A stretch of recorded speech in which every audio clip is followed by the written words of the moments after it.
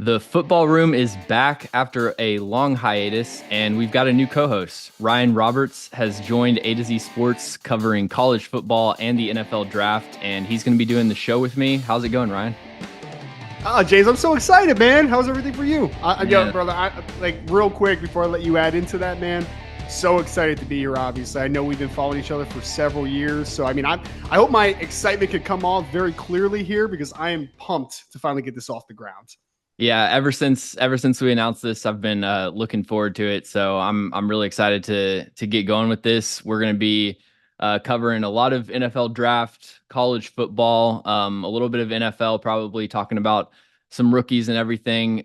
But should be a good way for those of you subscribe to this channel to kind of ease us into the NFL draft discussion. Obviously, released my first mock draft on the channel. If you want to go check that out.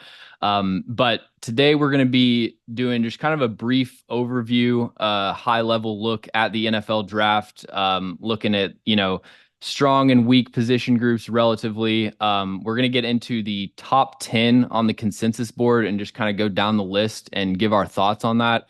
And then at the end, we're going to do a preview of the SEC. And over the next few weeks, we're going to cover some of the other Power Four conferences as well.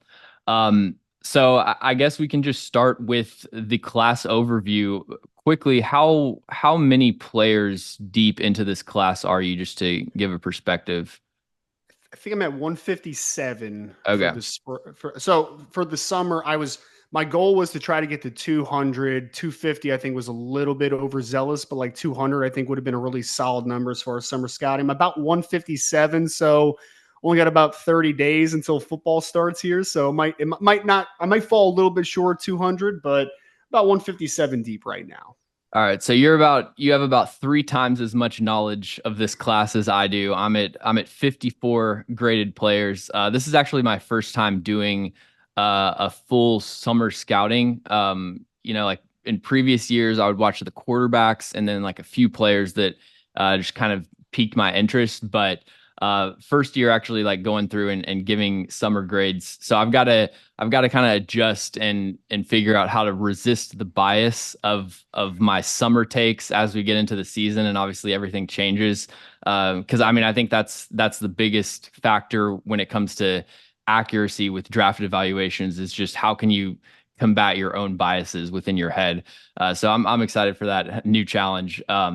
But yeah, what do you think about the strongest position groups in this class relative to other years? I think that this is a very defensive heavy draft. I mean, we're coming off of a 2024 class that was like offensive heavy. I think it was Mhm. 14 of the first 15 picks, I think in 2024 were on the offensive side of the football. So I mean, when you're really kind of thinking about it, like that was an offensive heavy draft last year.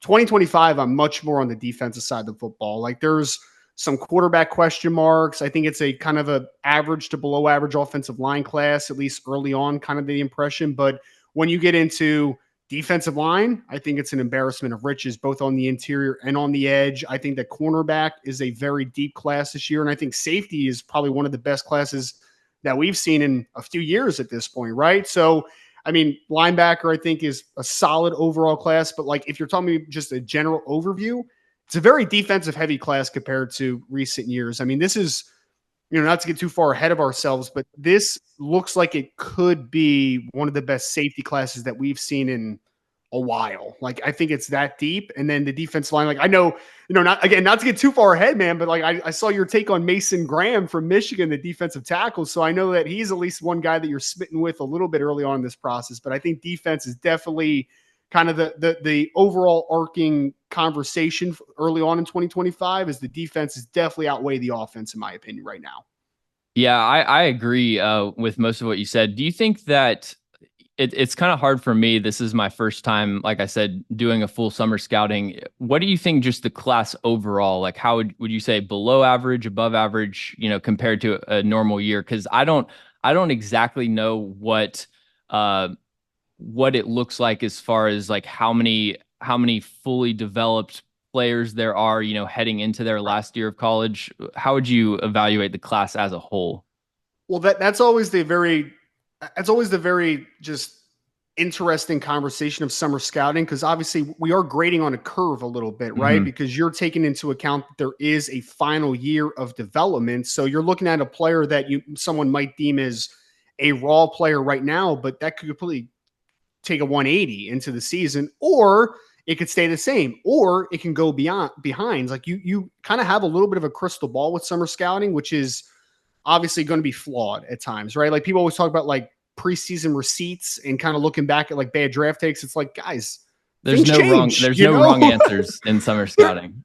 there really isn't. I mean, guys are going to get better. Guys are going to stay stagnant. Guys are going to get worse. I mean, that just is the world that we're living in ultimately, right? So, but if you're asking me from a summer scouting perspective on what I think this class is, I think in its entirety, it's an average class. I think the defensive class is above average. I think the offensive class right now is below average. So I think when we're averaging those 2 points out, I think it's an average-ish class. I don't think it's as nearly as bad as some people are talking about. I mean, there's some people I've seen out there in the Twitterverse, especially, and people that have decent followings and are kind of mainstream analysts that have kind of deemed this as a bad class. I am not nearly ready to go there. I'm not, because I think that there is a lot of redeemable qualities to it, especially on the defensive side of the football. But I think ultimately, man, like we have to take this conversation with a grain of salt, because we are using the crystal ball a little bit to projection. But I do think that this is going to end up being a probably above average class when all is said and done, because I do think that there's some players like that we'll talk to a little bit deeper, especially since we're doing the SEC conversation. There's some players that ceilings are stupid. Like they are out of this world, but then the floor is the conversation that gets you a little bit worried. But I do think it's an average class right now with the opportunity to become above average with the season of development. Yeah, I mean, I when I look at the defensive class, especially, which I agree is the strength. You mentioned safety. I've only watched two safeties, but there's one player, Malachi Starks, who's in the top 10 that we'll get into in more depth. But I was watching. I don't know your thoughts on him. I was watching Kevin Winston Jr. out of Penn State, and Yeah. I'm thinking like, man, if he can just speed up his zone coverage processing a little bit. Like this is a guy that's never missed a tackle in his career. He's got ball skills, really athletic. He could be like if we could be having the conversation where it's like if Malachi Starks isn't in this class, he's I think one of the better safety prospects in the last few years. Like you said, defensive line, that was one where I'm watching players. I was basically just watching players to try to fill up a mock draft. And so I got to a point where I had watched enough defensive line, and it's like, yeah, man, every defensive lineman that I watch, I like. So I've filled up Mm-hmm. my top 32. I don't need to go any further. And similar thing with edge. You've got a player like, is it Nick Scourton or Scorton? I usually say Scourton, but I think it is Scorton. I literally was just Okay. on a Texas A&M podcast where I think he politely recorrected me a couple times, and I'm like, oh, Okay. sorry. I guess I butchered that a little I bit. said I said Scorton in my mock, and then I was actually watching somebody's like edge preview, and they were saying Scourton. I'm like, dang, I mispronounced I it. think you're Um, right. I think you actually are the right one in that conversation. So I think you got it on Scourton. I think that okay, is how you pronounce it. Yeah. he's not in the top 10 of the consensus board. I have him as my second ranked prospect. I think a complete pass rusher at 280 pounds. And then obviously a lot of top end talent at edge and defensive line, like we'll get into. I Yep. think, the one place on offense that I would say is above average is running back. Oh yeah. Um, really like Ashton Genty. Quinshon Judkins is an interesting player. We can get into him in more depth, but I was a little bit disappointed with his tape, but he could be a highly drafted player. Um, Yeah. but yeah, Well, defensive side of the ball is pretty stacked this year. well, let's start there with Quinshon Judkins, because I think that's a very interesting conversation, because obviously he's not a part of the top 10 consensus right now. So we're not really going to get into him in the second segment. So I actually agree with you, right? And he's been Okay. a very divisive prospect at this point. I've seen some people, like I had Connor Rogers on my podcast this offseason, where he came on and he said, that's running back one. Like that's a special football player. And I am much more, I have like a late third round grade on Quinshon Judkins right now. I am very hesitant. I would love to hear your opinion. So I watched him and I'm like, I get the power profile, right? He's a downhill physical kid. He does break tackles. He's explosive on contact. But two things that hold me back on Quinshon. One, I don't see a third gear. Like I see a first gear, gets up the top speed pretty well. But then the second thing that really worries me is I think the vision is very hit or miss, man. Like I think there's some misreads on film. I think he actually makes things harder for him. Because, like, yes, Ole Miss's offensive line was not good last year. I don't think many people can debate that. But I don't think that it was always the fault of the offensive line. I just missed it with his vision a little bit. I don't know if you saw it similarly or not.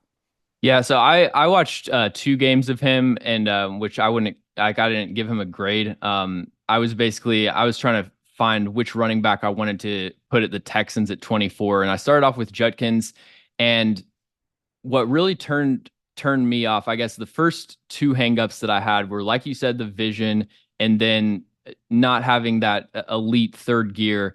But what made me just like kind of give up on his tape for the moment and move over to Ashton Jeanty was the pass protection was just like unplayable to me. It could be that's something that wasn't consistent across his tape, but I thought, like, even for college running back standards, I thought his pass pro was a real hang up for me. And I watched when I moved over to Ashton Jeanty, I was like, this is a complete running back to me. I wish he was a little bit more explosive, but outside of that, man, like I think to me he's a first round running back.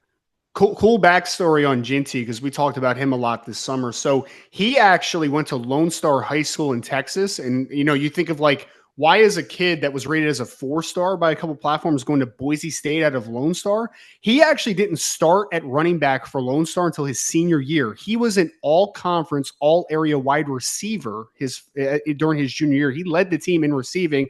And I think that translates so well, James, doesn't it? Like, you watch him and I'm just like, that kid's incredibly smooth in the passing game. He has an instinctual understanding of space. And honestly, even as a runner, I think that instinct comes from his time probably running routes and understanding where blind spots are and understanding where soft spots of zone are.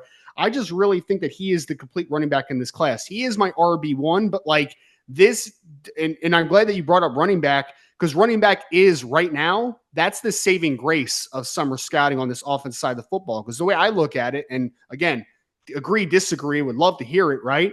Quarterback, I think there's talent, but a lot of underdeveloped talents, right? Like there's a couple wild card dudes in this class. Like you mentioned, like Connor Wigman out of Texas A&M's a wild card. Cameron Ward down at Miami was at Washington State.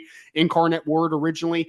He's a little bit of he's a major wild card. Wide receiver, I think, is a pretty solid class, but like also when you compare it to previous years, I mean, we've had like several historical wide receiver classes over the last few years. So like it's a very average class in that respect. And then tight end, I think, is good, but like it's not anything that I'm looking at and saying like, wow, that's a stellar class. So I think the running back class is the saving grace on the offensive side of football right now. Right. Yeah. I mean, at quarterback, like I've got, I think, a first round grade on Carson Beck. I feel like he's for a quarterback, a relatively simple evaluation at this point. Like a good pocket passer doesn't give you that much out of structure. Connor Wigman looked great against mostly like really low level competition, and it was 3.5 9 games though. 9 games that he's played. It's just, it's very troubling. So that's a complete unknown. You've got guys like I think Quinn Ewers and Jalen Milroe in different ways have first round traits, but to me are not really close to that kind of grade at this point. I mean, could even throw Drew Aller in there, although he's like a long way away from that. And then, players that are really good college quarterbacks and maybe don't have the NFL traits, like someone like Shedeur Sanders, in my opinion. And he's receiver, like you said, is you don't have that top end talent, but what I try to keep in mind is last year, heading into last year, Rome Odunze had not shown the contested catch ability that he showed in his final year at Washington. Malik Neighbors, had shown flashes, but was not the player that he was obviously in his last year. So there's a lot of guys that could potentially emerge. And I really like Luther Burden, and we'll get into him, but I have him as a top 5 player. But yeah, that's definitely a position where to meet the standard that the last few years has created for us, you're going to need to see some final year emergences from guys. So to backtrack to quarterback for a second, I know that So I'd watched your mock draft video, by the way. Great job, by the way. And I watched. I looked at the comment section, right? Because the comment section always goes ablaze. And one take that you had, which I actually don't disagree with, but I don't know if I'm quite as firm as you are with this one. Shedeur Sanders, that you just mentioned out of Colorado. You mentioned him briefly. You didn't have him in the first round. I saw in the comment section a lot of people applauded you for that. What's your hangup with Shedeur Sanders as a prospect? So when I watch Shedeur Sanders, I see him as a very good college quarterback that was at times held back and at other times just completely eliminated by his offensive line. So like I really like him as a college quarterback prospect, but or as a college quarterback. But projecting him to the NFL, I see an undersized player that's not a great athlete and doesn't have a very strong arm. And so unless you're, A to A plus and pretty much everything else, it's hard for me to really even consider that in the first round. And I still think he has a long ways to go as far as navigating pressure, not taking these really irresponsible angles out of the pocket and, making his offensive line's job even harder. Right. I like how he throws over the middle of the field. I think for the most part, fairly accurate and, has a pretty good processing ability.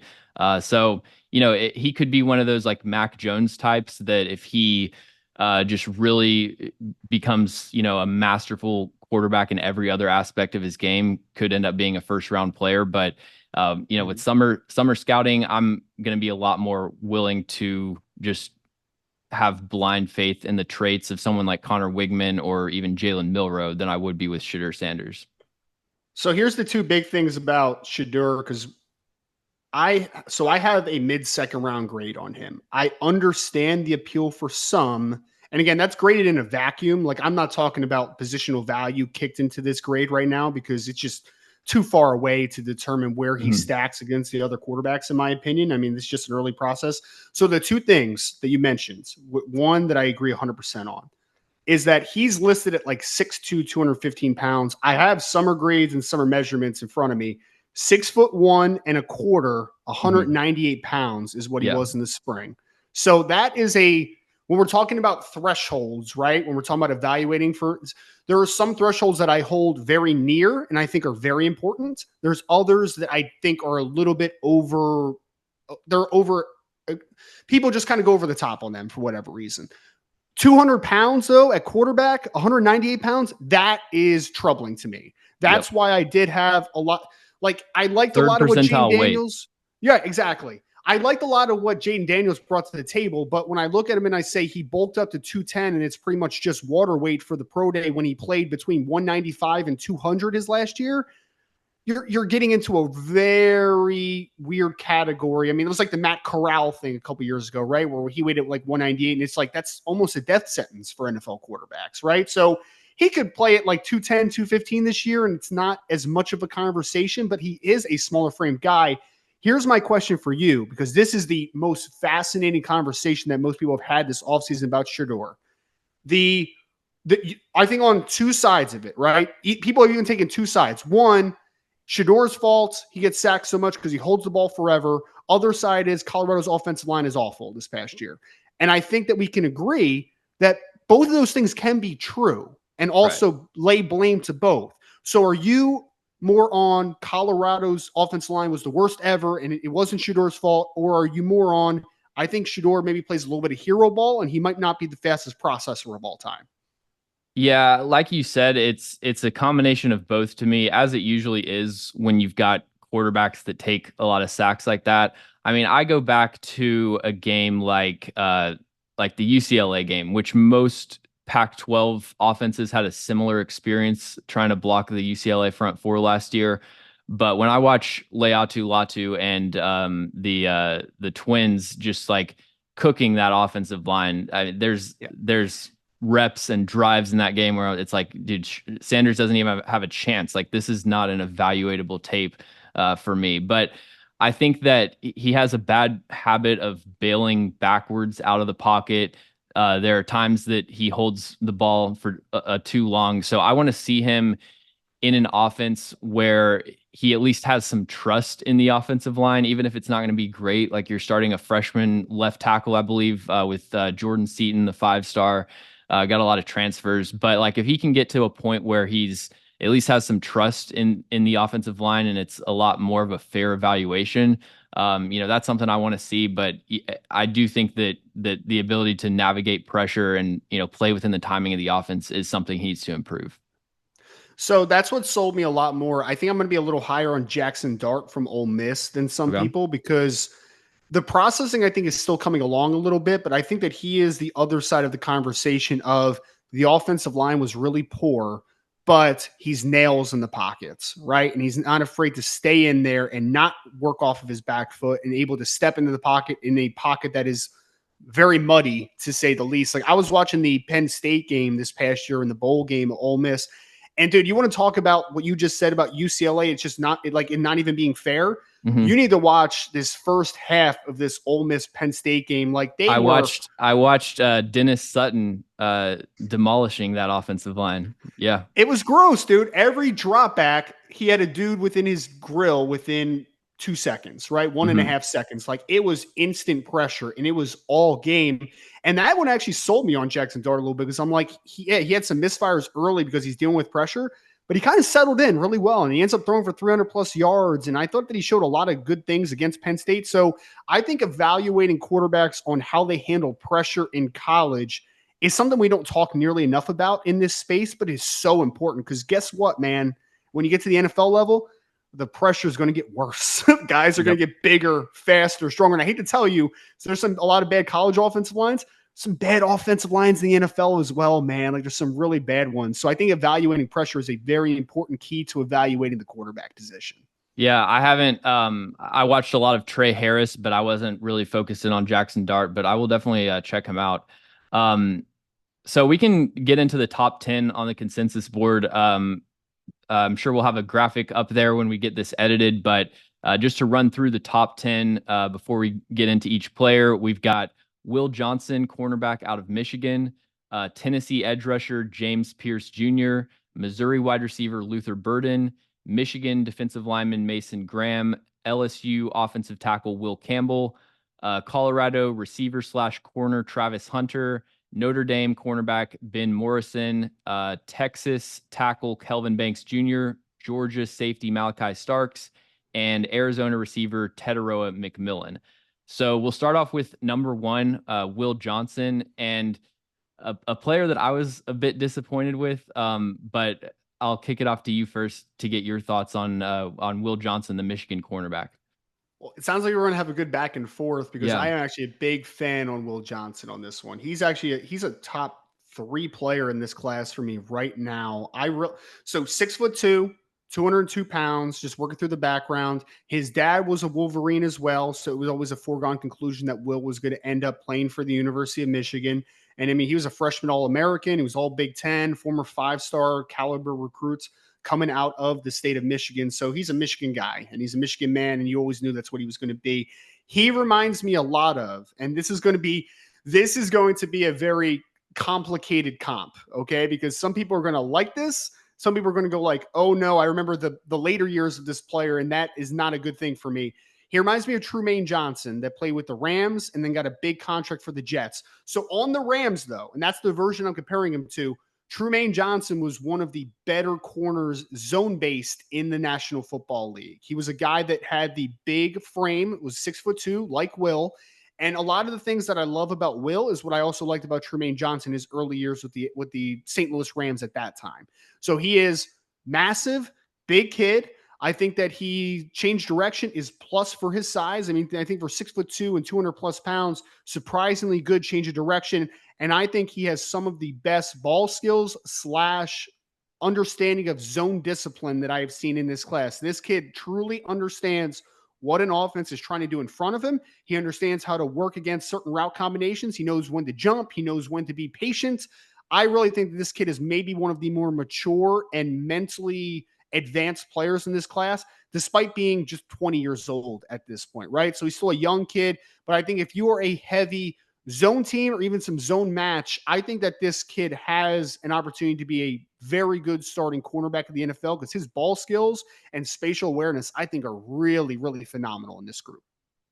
Yeah, he's a player that, this isn't a comp, but I get similar vibes from Will Johnson as I did watching Pat Surtain coming out of college, where it's like you can tell that he's been, like raised by a defensive back and like doing DB drills since he was 5, because it's like every movement is so purposeful and confident. There's no wasted steps. Like you talked about with zone coverage, I think also, if he's in like a quarters look playing essentially off man, he has number one, the short area burst to close off a few yards of space in a split second, but also the route recognition, whether it's reading out a concept or reading out a specific route and anticipating the break to where he can just play so tight and off coverage, and 8 yards of cushion ends up being lockdown coverage by the time the ball gets out. He's a player that when I write down the strengths and weaknesses, it's just a ton of strengths and then really only one weakness. But that one weakness is what's causing me to be a little bit lower on him than Okay. consensus. Um, for me, I'll continue to round out the strengths. I think he is really physical in press coverage. He's got a good two-hand jam.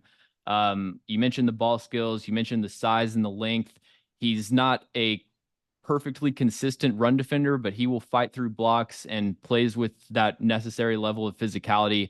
When I was watching him, though, I thought that the speed was a real question, and I'd be interested like where you would project his 40 time, which obviously isn't a perfect representation of speed, but I kind of viewed him as like a 4.55 guy.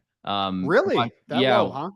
watching him, he got like I think a loss to a sluggo route. First two games I watched were Washington and Alabama. So he loses to a sluggo route against Roma Dunze, got beat like a couple other times deep down the field there, but it was like called back for a penalty or something. So I'm thinking, okay, rough first game for Will Johnson. Watch Alabama. It was mostly zone coverage, solid game from him. Then I get to Ohio State. Obviously has the interception on Marvin Harrison Jr. where he kind of gives up on the route, but then got beat deep down the field a couple other times to Marvin Harrison Jr. as well. And so I'm like, okay, this was not as impressive as I was expecting. So I need to watch a few more games. I watched like Purdue and Minnesota were really good against lower competition, and then I get to Maryland, and he gives up a 33-yard touchdown, lost on another slot fade, and I just like watching his vertical transitions. It seems like I would worry about him in man coverage, on the outside against deep threats in the NFL right now. It could be a reaction time thing, but yeah, for me, I thought the speed was below average for a corner. So my notes I had between a 4.5 flat and 4.52. So I don't think we're too far off as far as like projected 40-yard dash time. It's definitely not his biggest area of strength. Like I would definitely agree with you there. I think that this is a kid, James, for me, that's like, I think he's scheme diverse to a point as far as like coverage variations, but I do think there's no doubt that, and we have to be careful of this at times, just as a collective. I do think that he is much better in one specific scheme compared to another, right? Mhm. So I think that there are going to be some teams that are more press man exclusive teams that, while they'll like him at the line of scrimmage, might not like the recovery speed. That will be a little bit lower on Will Johnson, but I do think that there is going to be teams that are heavy zone match type of systems that are going to have this kid as a top 5 player in this class. So I do think there's a little bit of differentiation between there, but I think that for me, I'm asking what can this player do? And I think in that specific system, the ladder there of that zone match, I think that he could be a Pro Bowl caliber player in that type of system. Yes, for a team that is just this is a, you know what this is similar to? I when do you remember Nandi Asamoah that played with the Raiders and then went to the Philadelphia Eagles? So Yeah. he on the Raiders was almost an exclusive zone based corner because he was 6'2" plus. He was long. He had good ball skills, all those types of things. Then he went to the Philadelphia Eagles on a big contract. And then all of a sudden, Eagles fans are like, Nani isn't very good. And in reality, it was because you were asking him to be a press man corner when he does not have great recovery speed, Right. right? So I think you need to be a little bit understanding of that just in general, as far as some players are Pro Bowl caliber players in one system, but maybe they're average starters in another, if that makes sense, right? So I do think he's a little bit zone or a little bit scheme specific, but I think in that scheme, he's got Pro Bowl level upside, in my opinion. Yeah, that makes total sense. And yeah, I still have a first round grade on him.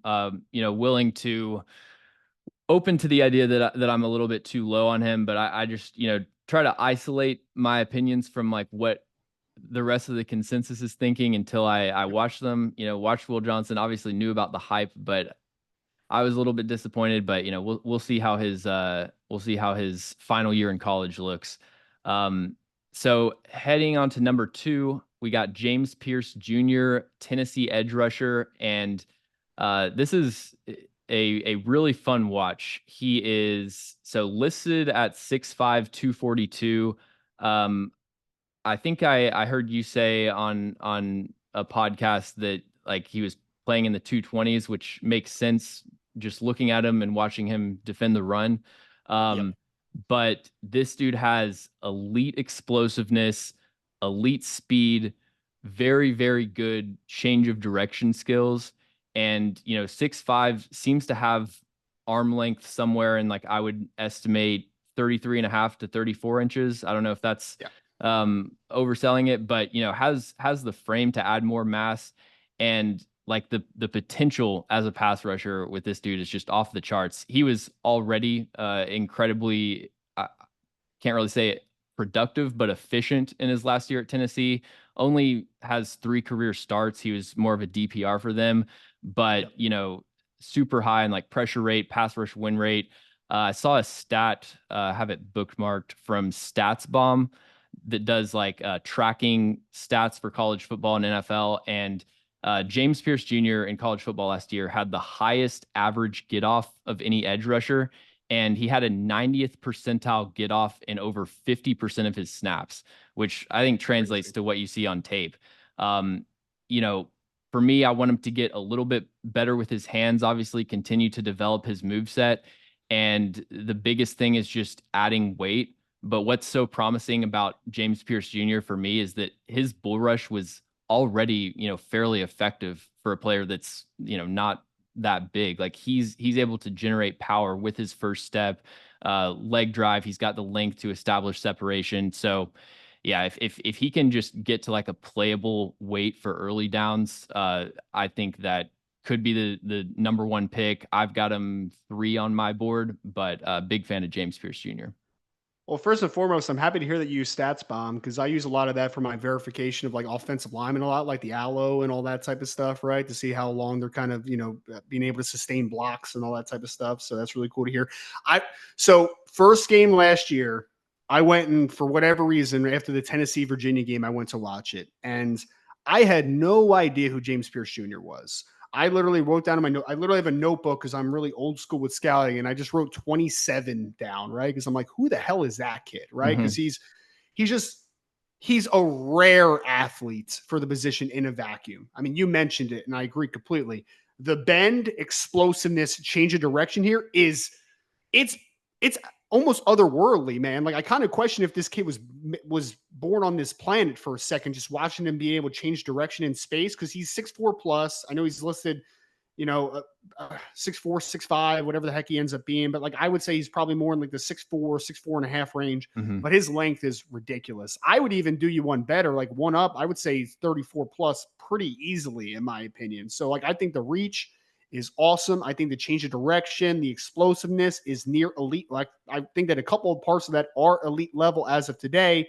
I compared him on that podcast that you're listening to Brian Burns. And if you remember Brian Burns at Florida State, he ended up weighing it like 250 plus of the combine, but everybody and their mother knew he was like 227 his last year at Florida State. Everybody knew that. And that the same questions came with James Pierce. I do not think James Pierce Jr., although being listed at 242, I would be shocked if he was anywhere close to 242 in 2023. Like he was very, very skinny.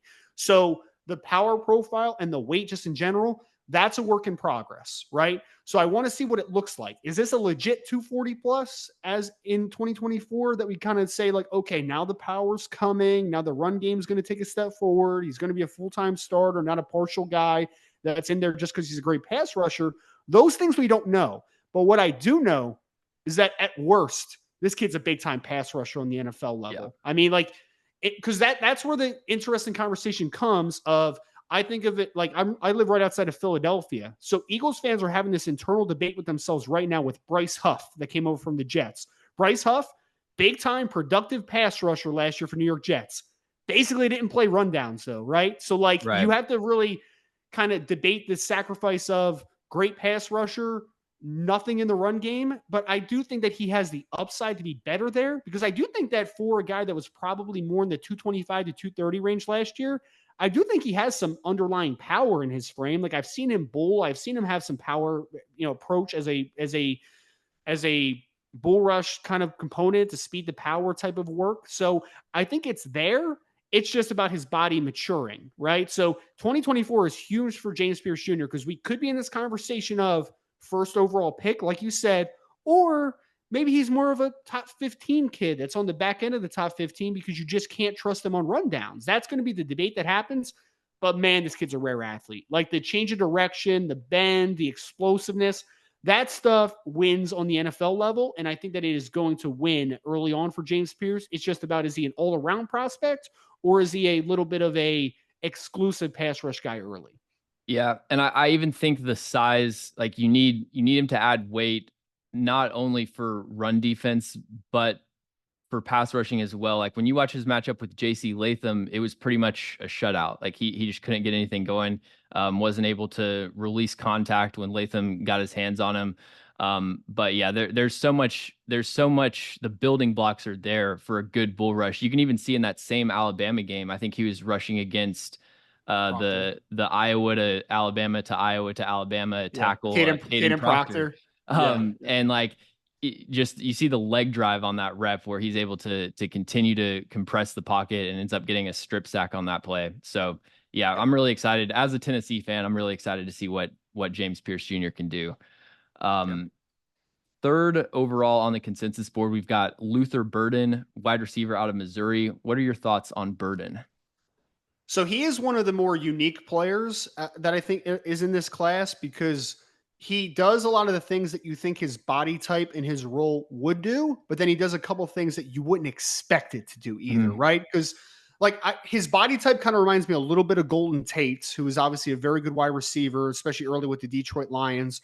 And he does a lot of the things that I really loved about Tate. He is very explosive, short area kid, great quickness, and he's a space killer, right? Like he can break tackles, he can work through contact, he can make moves in space to create second effort runs and do all those types of things. It's really, and in today's game where we've seen that maturation of being able to manipulate space and create that space, I think that he is a guy that fits perfectly into the modern NFL today. Now, the things that I think take you off guard a little bit is there are flashes of contested catch, which I wouldn't think there would be he's listed 5'11", 208, right? So like he's probably 5'10" in some change and right around 205, somewhere in that ballpark, right? So he's not a big body. Besides that, though, he does finish through contact pretty well. He has flashes of being able to elevate. He has flashes of being able to secure at the catch point. Like those things are pretty interesting. The thing, though, that I think that I really want to see take a step forward, because space killer, stronger than he looks, physical guy for his size, all that stuff is great. I was a little bit underwhelmed with his route running at times, right? Because I think that there's just not he has an approach of, I have been more athletic and more physically gifted than everybody I've gone against over the last couple of years. So like I can just ease into routes. I don't have to break down all the time. Speed cuts rather than he's a glider, not really snappy. That's a great way to put it. So like he just gliding out of routes and rounding off routes and doing speed cuts, that stuff can get him separation because he's just been so much more athletic. But when you get to the NFL level, especially for a guy that's going to play a lot in the slot, most likely on the next level, He's going to have to be a guy that's going to be a little bit more crisp. Get in and out of your breaks. Let's dip and let's get in and out and create easy separation rather than marginal separation. I think that there's an attention to detail thing. That being said, he's wide receiver one to me right now, like right today, because I do think that he has rare spatial instincts. I think he's a rare football player, just being able to navigate short, intermediate. And then I think he also has deep speed, right? Like Missouri didn't use him like that all the time as far as a vertically oriented player. They were more we're going to throw screens to you. We're going to do quick game. We're going to do RPO. We're going to throw over the middle. We're going to do a lot of that stuff. But I do think we saw some slot fade last year. We saw some vertically oriented stuff. I think he has more upside there. But overall, I do want him to be a little bit more of a nuanced player in 2024 because I think that he has a chance to not just be wide receiver one in 2025. I think he has a chance to be wide receiver one with an exclamation point when it's all said and done. Yeah, I totally agree with that. I see kind of a DJ Moore to Terry McLaurin, like, archetype of prospect. For me, like you said, the big thing is just getting better at the top of the route. There's a lot of players in this class, like felt a similar way about Evan Stewart, where it's like they've just never really had to be detailed route runners to create separation. So that's the big step that we need to see from Luther Burden. Isn't that the most fascinating thing too? Because I agree, and we'll talk about like Kelvin Banks during this segment as well.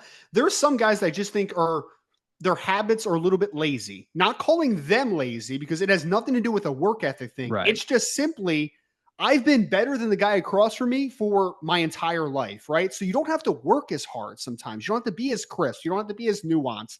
I do think that now when you're evaluating him to the next level, you want to see that route nuance. You want to see those little things that make a receiver great because ultimately that's going to be the separator between being a good player and a great player or a great player and an elite player. Like that's the separating factors in my opinion. Yep, totally agree. Fourth on the consensus board is Mason Graham, Michigan defensive lineman. This is my number one player. I think that, man, like watching him, he's got this dense build, a little bit shorter arms than you would like to see, but the power, the core strength, especially against single blocks, the ability to absorb contact and then, stack and shed, redirect that into the blocker, rip through, just like the torque that he's able to create when he discards a block is incredible. But then you combine that with the lateral quickness in both phases where he can cross a blocker's face as a pass rusher. He can slice through gaps in the run game. Very violent hands, plays with good natural leverage. I think that, like I mentioned, the length is potentially a slight limitation, and then want to see him do better against double teams. But yeah, outside of that, he was probably like the easiest evaluation. A couple games in, I'm like, yeah, this is a top 5 pick. So fun backstory on him, which makes complete sense when you watch his film from last year. He was an all like California wrestler out of Servite High School in California. And like you see it, right? It's like the hands, the physicality, the hand fighting, the short area explosiveness, the quick feet, like all of that stuff is so translatable. Yes, he might not be the longest guy of all time, so that might affect him he might just be more of an exclusive 4-man front team than a 3-man front. Like, I don't know if you want him to play 4-4-I. I don't know if you want to extend him as far out as possible. But like anything from a 0 to a 3, I'm like, yeah, sure. Like, why not? Right? Like this kid, short area, explosive. I was just actually looking at my list again of 157 that I'm up to right now. Mason Graham is my 4th ranked player right now. So I think that we see him very similarly. People, and he's not in the top 10, so I can mention him briefly. There seems to be a debate between him and Deion Walker from Kentucky, who is the 6'6", 348-pound kid who's very gifted athletically, but really has terrible pad level and just kind of his center of gravity, I think, is just really off. There's a debate of ceiling versus floor, but I think that the conversation that you miss with Mason Graham is that, yes, his floor is a lot higher than Dan Walker, but I would argue that his ceiling is pretty damn high as well. Like, I think we're really underrating the ceiling for a Mason Graham just because he may not be the most physically impressive player of all time. I mean, he's listed 6'3", 318. He's probably 6'2" and some change. He's not going to have the longest arms of all time. But, dude, what are we doing? Like, the short area explosiveness, the balance that this kid plays with, the hand fighting this kid plays with, this is a top 10 pick all day, in my opinion. He might be a top 5 pick. Mason Graham is an elite level prospect in this class, in my opinion, as well.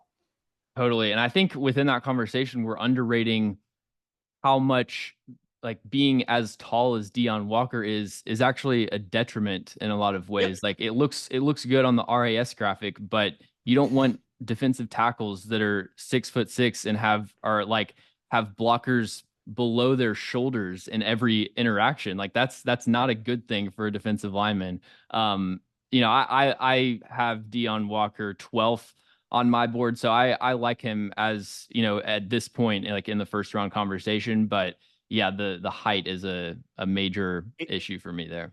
I think because I love everything that Kent Lee Platt does with the relative athletic score. I think it's a great resource and extremely valuable.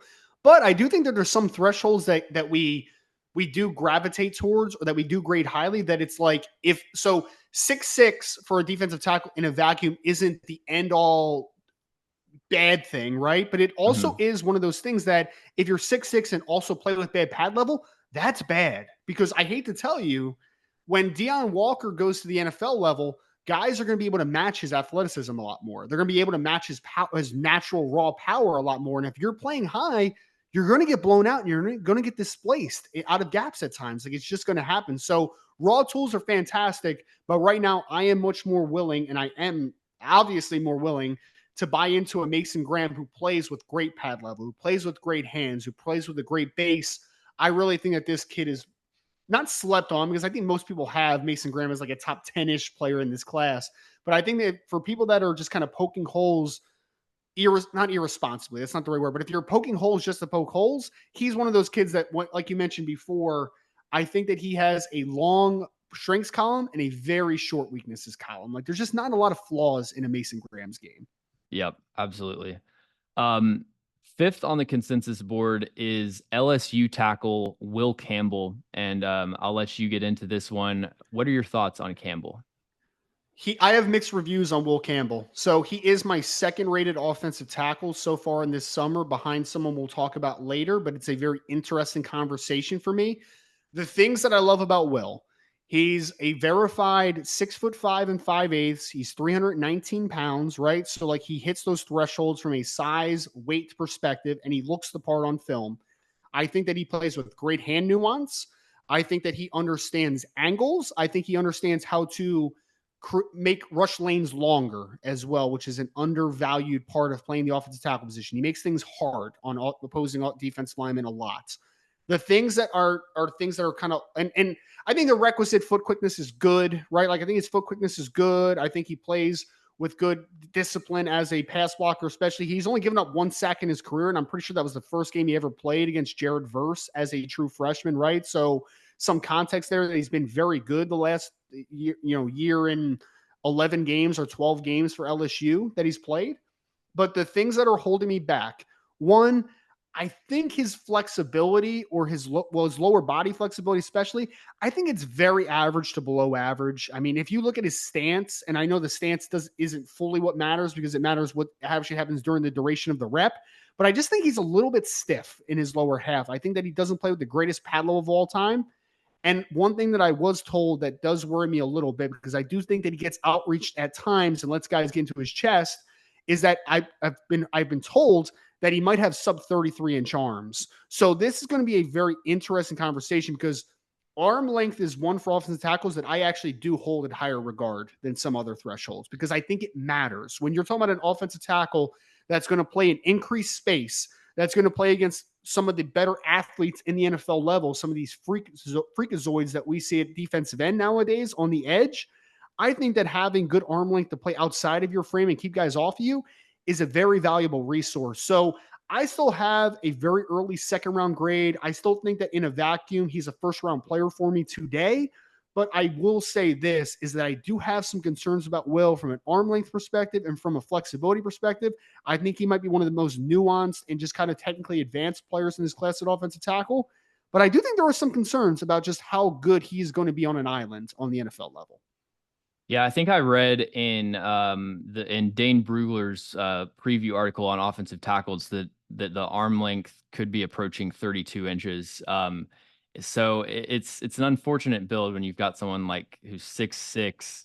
So you get the height and the worst natural leverage and pad level, but then you don't get the length that comes with that. So James, can I say this? Here is the list of plus starting offensive linemen with sub 33-inch arms since the year 1999. Let's hear Oh, that was the list. That was the list. There it. is no list. There's no list, man. There is no list.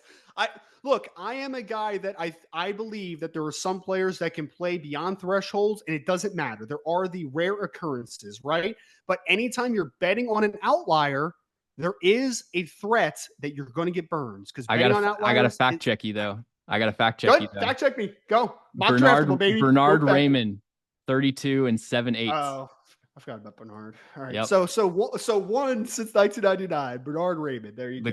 The Colts are pushing boundaries. Because I'm normally an arm length person with tackles as well, but the Colts are pushing boundaries because they've got Bernard Raymond who's under 33, and then they've got Braden Smith who's 32 and a quarter. So he doesn't count though. He played offensive guard mostly. Yeah, like he was a guard coming out, but like maybe the only two sub 33-inch offensive tackles that are good play for the Colts. Yeah.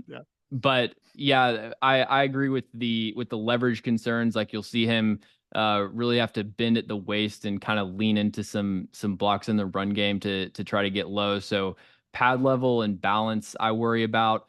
I think that the foot speed I feel like is above average. I think you see that slight limitation play out more with speed rushes where his lack of length kind of exacerbates the slight limitations in range, but he's really good at mirroring inside counters. He's got the ability to redirect and stay with those inside moves. And for me, his best trait or skill is grip strength. Like when he gets his hands on you, the rep is over.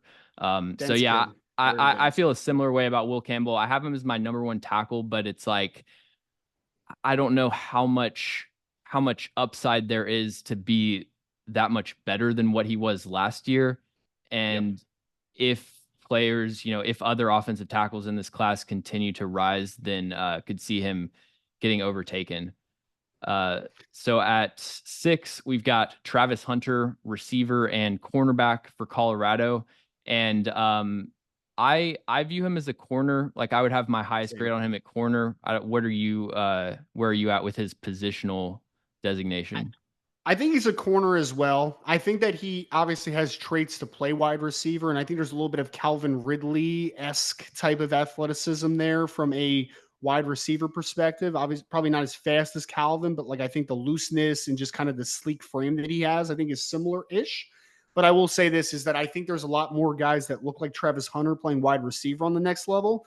I don't think there's a lot of corners that play like Travis Hunter on the next level as far as having this combination of one thing that I think that people will underrate a little bit about him is because he's got that slender frame right now. I think he was verified at like 184 or something like that in the summer. So he's a little bit of a thin guy right now. And I think he only played in like the 170s last year. Is that he's long, dude. He's got some length to him.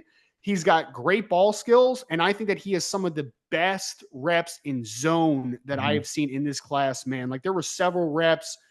I forget what game I was watching, but he's playing like a cover 2 type of shell, and he just kind of works like he's playing the flat in front of him, and then he falls back on the corner routes coming behind him. And he did that like 2 or 3 times last year, where it's just like that's a little bit different. And the flexibility, the movement skills that he has to drop back on that, I think that that's very, very different. So I am high on the corner Travis Hunter. I don't dislike the wide receiver Travis Hunter. Like I think he could play it, and I think he could be a good wide receiver on the next level.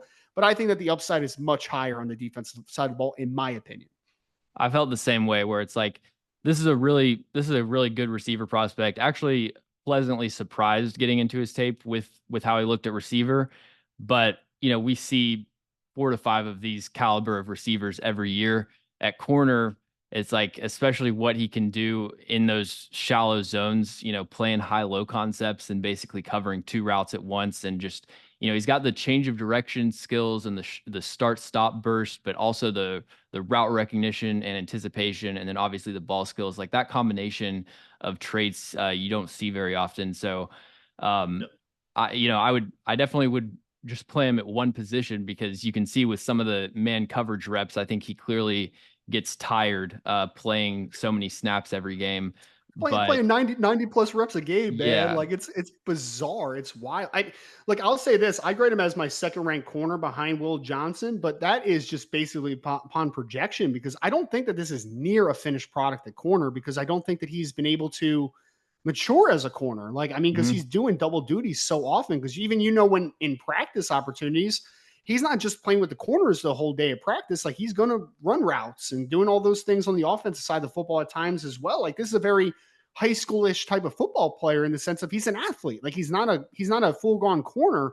I think when you kind of just settle in on him being a corner on the next level, I think we're talking about a lot of underlying upside. Like I don't think we've seen close to as good of what we can get as Travis Hunter, and I think you see that in like the Stanford game, right, where Alec Ayamanor just kind of took him to school as Yep. far as being able to out leverage him for the football and beat him at the line of scrimmage because I just don't think that he has played enough corner ultimately in his college career. So I hope that, and I doubt it because he's trying to win a Heisman and Colorado's trying to win as many football games as they can. So he's probably going to play both sides of the ball.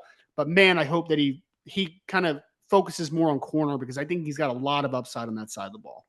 Yeah, Colorado, I think probably should play him both ways, but I'm with you. From their job, their job isn't to make our jobs easier. So, Yes. um, seventh on the consensus board, another cornerback, Benjamin Morrison out of Notre Dame.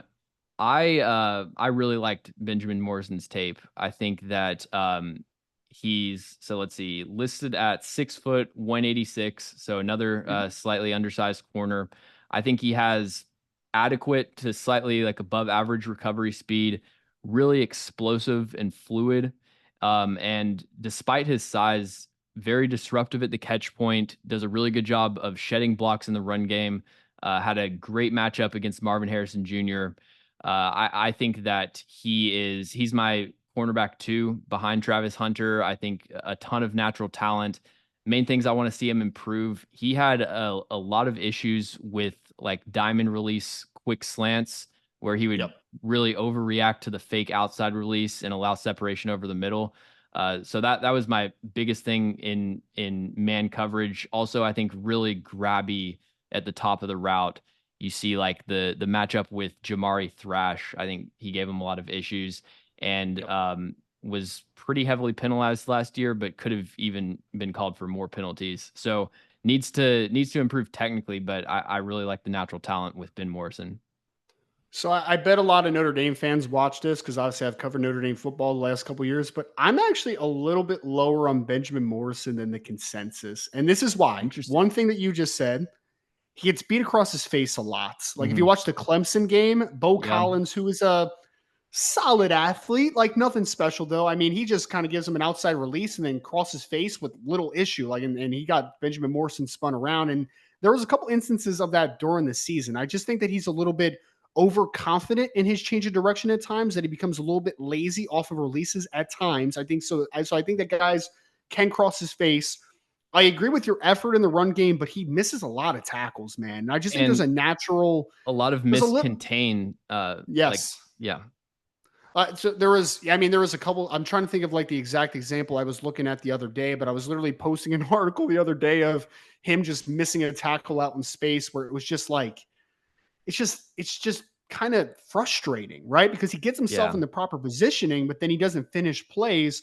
And I do think that he has a little bit of a maturation from a physical perspective. Like I think his play strength can still improve because yes, he is incredibly competitive at the catch point. But I do think that he could become even better at that catch point. And the one thing that's holding me back or making me a little bit disconcerted about him is that the thing that I want to see with him improving his play strength this offseason and being more efficient in the run game is that he's out with a shoulder injury and his return is deemed to be the first game of the season against Texas A&M. So I look at him and I say, a guy that I wanted to increase of physicality, especially with his ability as a tackler, is coming off of a shoulder injury as well, right? So like that's Right. me evaluating a little bit into the future, just a little bit of a antenna up for a second because I'm a little bit worried that that improvement will not happen. But I agree with you in the natural instincts and coverage. I think that he really understands how to be a diverse coverage player. I think that he has good change of direction.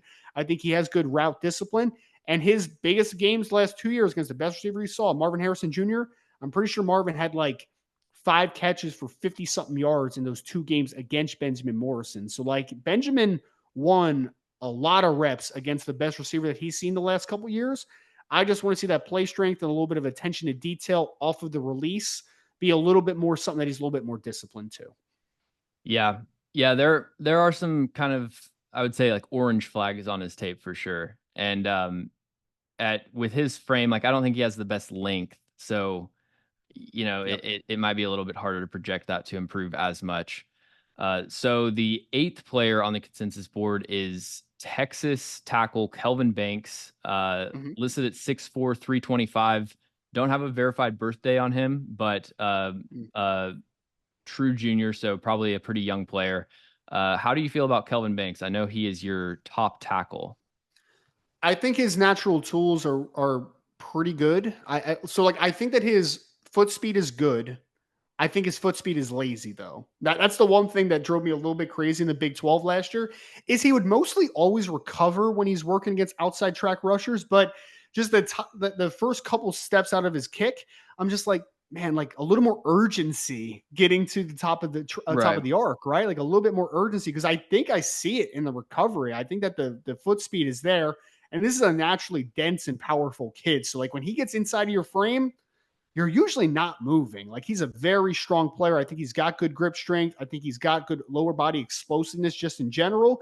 I actually think it is a great thing that Kelvin Banks is going to be playing in the SEC this year with Texas because full transparency, I think the Big 12 at times was a little bit too easy for him. I think it was. I think that he ran into a similar thing that we were talking about with Luther Burden at times where it's just like the defensive ends, the edges that he's playing on a snap to snap basis weren't as good as him. I mean, they just weren't as Right. athletically gifted. I think that like when you see him though against Dallas Turner last season, right? Like Dallas can get him in trouble a little bit because that's a first round caliber athletic pass rusher. So I think having to go against better pass rushers on a week to week basis, having to be a little bit more urgent, I think that's going to take his game a high step forward. I have a high second round grade on him. I'd be willing to take him in the first round. But I think that's just more where I'm at with this offensive tackle class. Like I think there's more traits than there are finished products outside of like a Will Campbell, for instance. I'm just waiting for a couple guys to take a step forward. I think Kelvin Banks has a lot of upside to his game, but I just think he needs to play with a lot more urgency going into this season.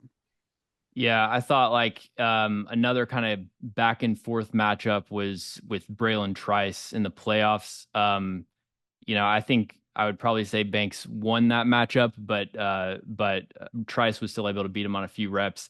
Yep. I was really impressed with some of the hand usage and the patience with his punch, like his ability to bait out cross chops and flash his outside hand.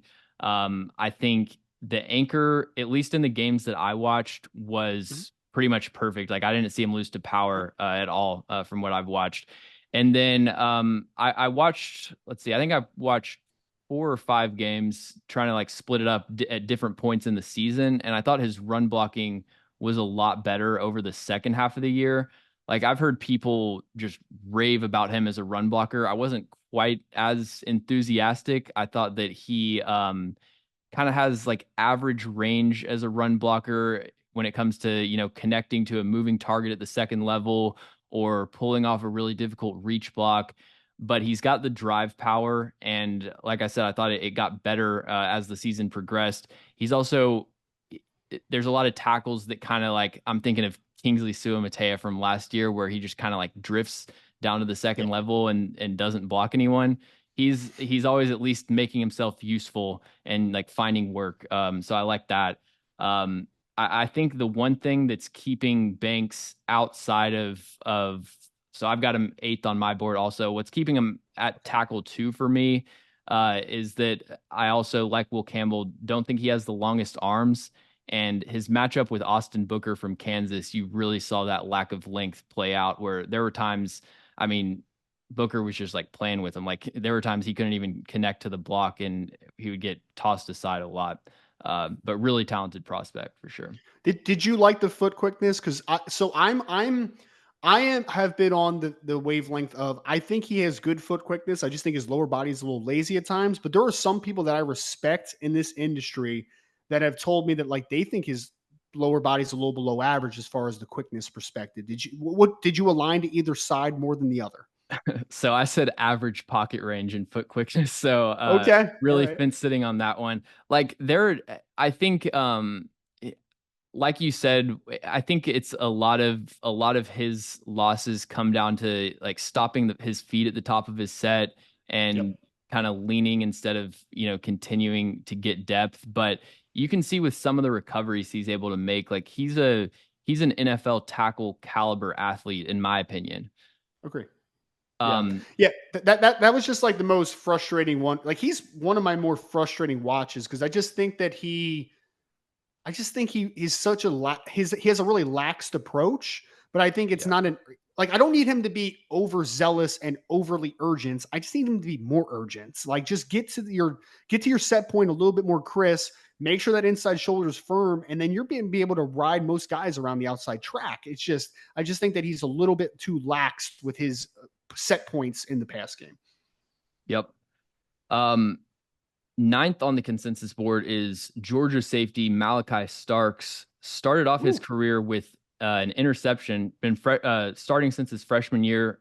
First career game had an interception against Georgia and was immediately on my radar. So I've been kind of watching him for the last couple years, just keeping an eye on him when I'm watching other Georgia defenders. But I really liked Malachi Starks. I've got him 10th on my board. Um, Interested to hear your thoughts though, because like I do think his level of play dropped off a little bit over the second half of the season, but then I found out he was playing with a shoulder injury that he had surgery for in January. So I still yep. want to see a complete body of work from him, but has the talent of a top 10 pick in my opinion. I think this is player one. I really do. Like not feeding into the not feeding into the again, I'm not talking about the push that you're going to have for positional value because safeties Hmm. is not going to be value as player one in a class. It's just not going to happen. So I'm not here saying Malachi Starks, first overall pick, mock draft. Like I'm not saying that, right?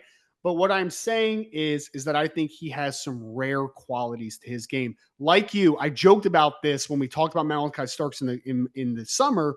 Was the first game of the season, I saw that interception live where I was basically like, I joked to a buddy that I do some scouting with, and I was like, 24 is going to be a first round pick. Like, just put it in Yeah. pen, like, we're good to go, right? Because I thought he was a corner, James. Like, I thought his movement skills and his transitions and his ability to get his eyes back to the football on that rep was just stellar. And then you find out that he's a safety, and you're like, oh, that's a little bit different, right? So I think that this kid's movement skills are tremendous. Like he changes direction really well. I think he is very impactful working from depth. I think his eyes are mostly good. I think that he is a little bit more reactionary than proactive in his kind of just ability to read a coverage at times. But the range that he has on the back end, the ability that he has to rob short zones, the ability that I think he has also to be able to come down and to at times play some man coverage because I think his hips Hmm. are that smooth. I think that this is a coverage diverse player. I think this is a high upside coverage player. I would be willing to absolutely take him in the top 10 without a question. I think this is my top ranked player as of today because I think he has rare coverage upside. And I've seen enough flashes in the run game where I say it's not going to be a deterrence. I think that he has more upside in that regard because there's some hit power.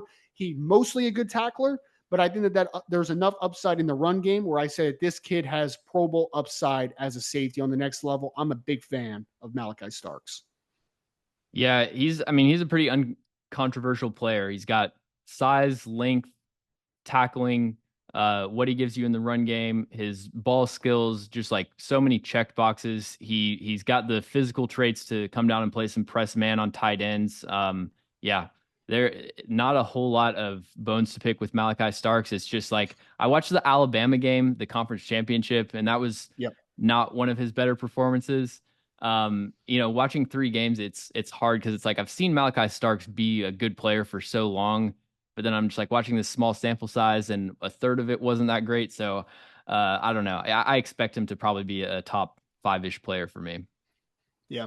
Well, and the NFL seems very high on, if I could just add again some like spring grade stuff, because obviously we're not working to what the consensus is, but there does seem be a lot of rave reviews about him as a leader, which is good to hear based upon some Georgia stuff recently, Yeah. right? As far as like out of the just program in general. So I think that he just has that feel of a field general to me on the back end where he's going to be a playmaker. I mean, I'm not going to compare him to Ed Reed because that's the best safety that I have personally ever seen. But like, I do think there's some impact that is similar-ish to what Malachi Starks can be on the next level. Yeah, for sure. Um, so we started off with a player that I'm lower on, and we're going to end it with a player that I'm like much lower on. And that's Arizona receiver Tedero McMillan. He is 10th on the consensus board. He's listed at 6'5", 210 pounds. So size and length are elite, but it's kind of a stretched out frame. You'd like him to add some mass to maybe get to a like kind of that Mike Evans body type. But this dude has some of the best hands that I've seen in the past few years, at least. 50% contested catch rate last year, which is solid. But when you actually watch the contested catches that he makes, like, it's every type. Like, he can out physical, body someone up at the catch point, but just some insane like sideline matrix like focus catches where the ball just is magnetic to his hands, and then pretty much never drops the ball. So the ball skills with Tedero McMillan, I think, are A plus. For me, when I watched him, I didn't see any separation. I was listening to NFL Stock Exchange, and they have like separation percentile against single coverage, and they said Tedero McMillan was ninth percentile among all receivers. That checks out to me based on the 4 games I watched. I saw him win on a whip route on the end zone where it was really the corner's fault. Outside of that, I mean, like sometimes he'll separate on a comeback if the corner's like playing super soft coverage, but I just don't see the nuance or the change of direction skills to really separate at the NFL level. So that was my big hang up with McMillan. Really interested to hear your thoughts on him though. So on a 9-point scale, he's a 7.6, which is a mid second round grade for me. I don't know if that would be similar ish in a vacuum to you, but I had a late second. Late second. Okay, so we're in a similar ballpark there with McMillan. I love the hands that you talk about. I love the contested catchability, and I also think that when he's working from more reduced alignments, when he's working from the slot, I do think he has pretty good hips to be able to get in and out of breaks at times. I just You need to pick your spots. This is a cautionary tale for people out there that do their own scouting. You need to there's a cautionary tale of the catch point guys, right? And so there's some that will translate great. There's others that won't translate at all. I mean, I don't even know if Drake London counts as a hit yet. I mean, he showed some signs in his second year. Maybe he'll show a lot more in his third year with a more competent quarterback for Atlanta. But like, there's for every potential Drake London there is that was kind of that guy coming out of USC, there's a Hakeem Butler, right? Who is a guy that I think some people fall for because the highlights are great, but then it's like, but you're making that so much harder for yourself. And then also when it translates to the NFL level, corners, safeties, third level defenders are going to get bigger. They're going to get longer. They're going to get faster. It's just how well does it translate? For me, I really struggled in the Utah game. I was watching the corner Zamaya Vaughn, who's kind of an interesting player out of Utah. That's 6'2" and an eighth and 175 pounds, really lanky corner, but it's got a lot of length.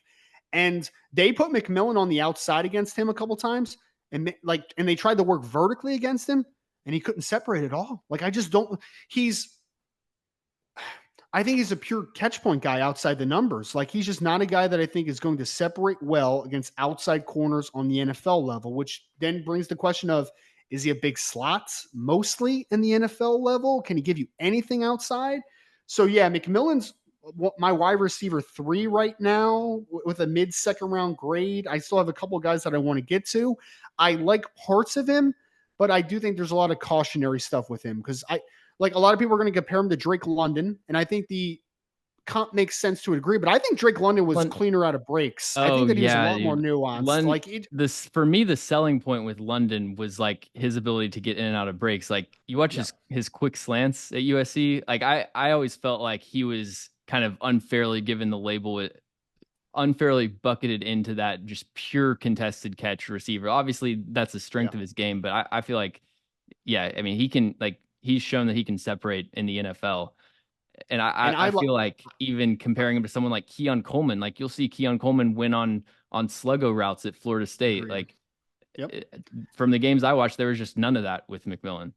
And that's why I was higher on Drake London than I think some people were. Like I don't know if I would have taken him wide receiver 1 in that class, but I think he was wide receiver 2 in that class for me. I really did like Drake London a lot. It was because he played the little man game a lot better than you would think a 6'4 plus kid would, right? So I think McMillan has some upside in that regard, but I do think mostly you're talking about a kid that's going to be a catch point, contested catch guy. And you're going to have to value that carefully on the NFL level because things, again, are going to get bigger, faster, stronger.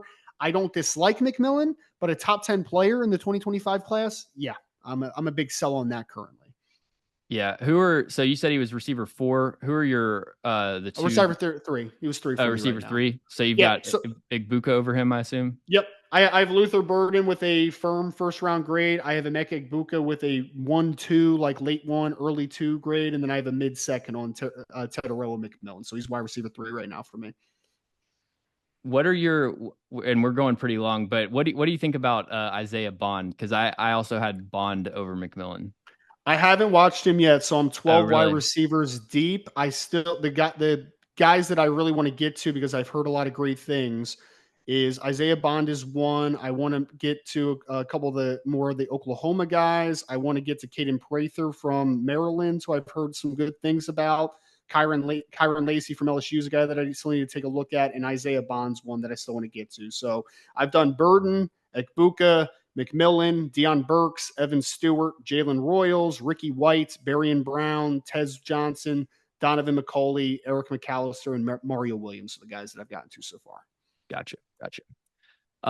So like I said, we're going pretty long, but let's quickly go through an SEC preview, just like early picks for the top teams, who you think could potentially surprise, and if there's any other key players that we haven't discussed that you want to point out. Who do you have winning the SEC? It's Georgia for me. I think that Georgia last year was the best team in college football. They just happened to lose a game in the worst possible spot in the SEC championship game, right? To let Alabama kind of assert themselves on the playoff spot. But I think Georgia coming back, we talked about Carson Beck a little bit in this conversation, obviously. They have a couple of talented offensive linemen coming back. They're going to be able to reload at wide receiver. They have a couple of talented tight ends. I think that defensively, they're going to be another stellar units. We talked about Malachi Starks. You can talk about Warren Brinson. You can talk about Nazir Stackhouse. You can talk about Smile Munden. Like they're a very well run team right now. Maybe not from a culture perspective, but like the talents on that roster, they're always going to be incredibly deep. So I have Georgia winning the SEC this year. I think last year was just more of a blip in the wrong part of the season, but I do think they are the deepest and the most well built program right now in the SEC. Yeah, I would agree with that. I think, yeah, you look at the offensive line, another guy you didn't mention, Michael Williams, on the defensive front. Some people, I know Jordan Reed has him as his top player in the class. It's, obviously a projection because he hasn't put it all together yet, but yeah, they've got the talent. They would be my pick as more of an uninformed like college football fan, since I mainly just know draft eligible guys. So looking at kind of the second tier of SEC teams, who's maybe a team that isn't on as many people's radars, but you think could challenge for the SEC? I think that there's a kind of a three-headed race behind Georgia right now to who's that second team in the SEC. And I think that they're all in very different places. Alabama is coming into a year where you got Kalen DeBoer obviously coming over for Washington. We've seen what he's done everywhere he's been, whether it's Washington, whether it's Fresno State before that, whether it was when he was at Sioux Falls and just lost 3 games in 6 years or some crazy number like that, was just winning NAIA championship after another. He's coming over And I'm very interested to see, because I did a deep dive for A to Z Sports where I went back and I looked at every starting quarterback that Kalen DeBoer has had in his entire career. And he really has never had anything like Jalen Milroe before from an athleticism perspective. Like, he's really never had it. The closest thing he had was a Lorenzo Brown Jr., I think was the guy's name, that he had at Sioux Falls in like 2008 and 2009. That was like a dual threat quarterback. Other than that, he's had Jake Haener, Michael Penix, like guys like that, or that are much more pocket-esque quarterbacks, guys that are not going to, run the football. You're not going to do quarterback run game. It's just not in their cards necessarily as far as a play style perspective. So I'm incredibly interested to see what Jalen Milroe looks like, because ultimately Alabama's going to have talents, right? They always do. They're going to have a talented offensive line. They're going to have a good run game. They're going to have a strong defense, because they always do. And despite, the transition from Saban to DeBoer, you're still going to have those players that are going to be holdovers from the Nick Saban era. So there's going to be a lot of talent. I'm just very interested to see what it looks like year one with Jalen Milroe, because I think that's not an imperfect, probably not the right word, but it's a odd couple marriage, right? Where it's just like, you just haven't seen DeBoer work with that type of guy. Right. So I'm interested there. The other couple teams, to be a little quicker with the conversation, Texas, Steve Sarkisian. You saw the ascension last year after a couple years under Sarkisian. Can he now transition to the SEC and continue doing what he was doing in the Big 12 last year, being able to make a playoff berth, win the Big 12? Can he translate to the SEC?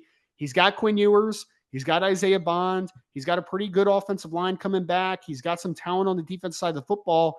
Is it enough to transition cleanly to the SEC? That's a little bit of a question. And the other one is Lane Kiffin at Ole Miss, right? Because Lane Kiffin showed a lot last year. 11-2, a lot of positive signs. They were active in the portal. They went out and they spent a lot of money to be able to get some high-priced talent in the portal. How does it mesh in 1 year, right? You have some holdovers like Jackson Dart, like Trey Harris, like Jared Ivey on the defensive line, but bringing in guys like Walter Nolan and Juice Wells and guys like that, how quickly do those guys, Princely, I'm not even going to say his last name because I'm going to completely butcher it, but a lot of talent, I think. But we'll go with that. I'll let James take care of the pronunciation of that one. So you brought in a lot of guys, though, James. The question for me is, Ole Miss is a team that I feel like we've hyped up the last couple of years as a collective because the talent is there, and Lane Kiffin is a very polarizing kind of person at the top. Can they get him over the hump? Can he fight for the SEC? It's possible. I'm just fascinated to see how quickly this team meshes together. Yeah, on paper, Ole Miss's roster looks stacked. From like Walter Nolan, who's kind of been disappointing, but has the recruiting pedigree. Trey Amos coming over from Alabama. Like, there's so much talent at really every level of the team. But he mentioned like there have been teams just as good that have been put together in the offseason that haven't been able to translate. So yeah, it'll be an exciting watch. And man, I think it was a great first episode. I'm excited to continue this podcast and get further into the draft with you. Yeah, man. No, absolutely. I thought it was really good. I think that people have now figured out that I can ramble a little bit when talking about prospects. So maybe we cut down to only 2 segments next time. We'll see if that happens. Yeah. But a lot of fun, man. As we get deeper into summer scouting into the college and NFL season, I'm really excited to see some of the great players that we will talk about.